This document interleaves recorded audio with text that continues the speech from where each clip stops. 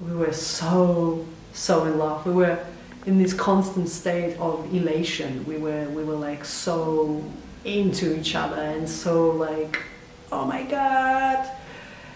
And I thought, oh my God, this state of mind where I am now, this is probably what love means. That's probably it. That's the person. This is what they write about in the songs and show in those films, and this is happening to me. Oh my God, this is it. I found her.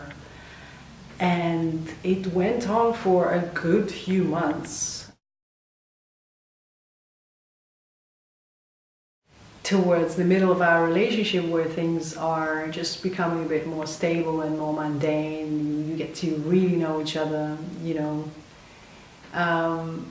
Then gradually things start turning for worse, and my girlfriend became depressed, and I wasn't sure what's going on.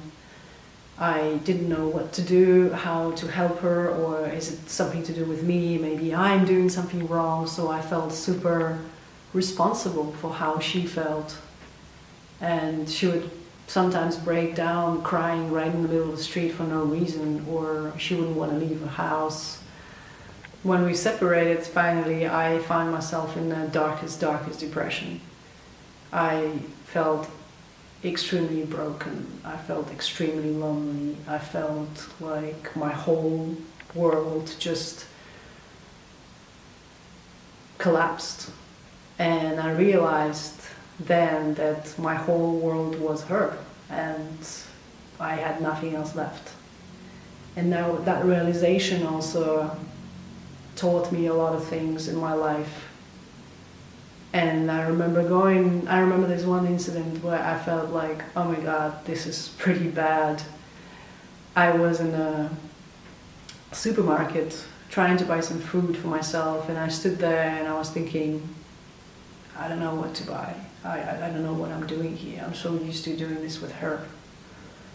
I am so confused, and I don't even know if I want to eat. I know I have to eat.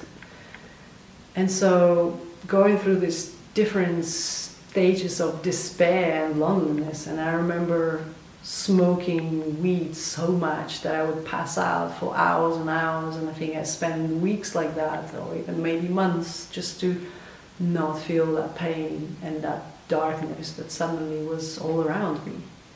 We were talking sporadically, I think about a few months after we've broken up. It was Christmas, and so I was in a really bad state at that time, and she invited me over to be with her and her sister and some people at the new house she was living at.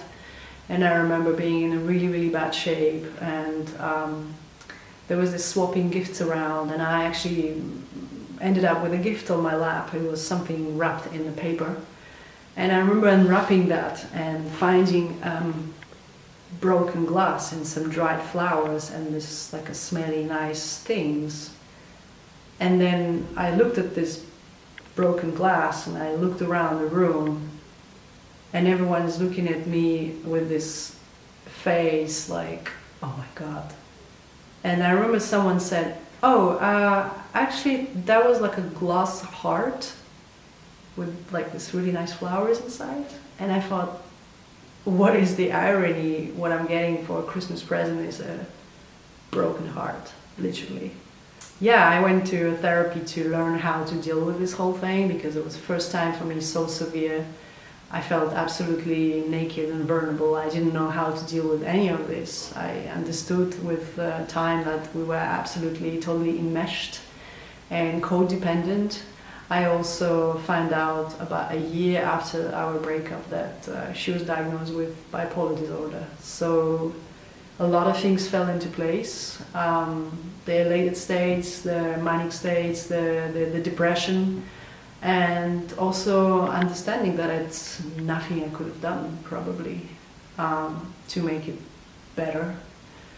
Also, it made me really question whether the state of elation that we experienced the first few months were actually just manic states, and I somehow managed to be on that same intense level of euphoria with her But I'm really grateful for this experience because it taught me so much. Falling in love doesn't need to be this crazy, intense, elated feeling, that it can be quite different. It can be quiet, steady, and very deep. Definitely that first massive breakup in my life played a huge role in everything that happened afterwards. And all I can feel and think at this point, and years after, it's that I'm really grateful for it happening. It had to happen. It was necessary for my growth and for my self-development, really. So, yeah, that's my story.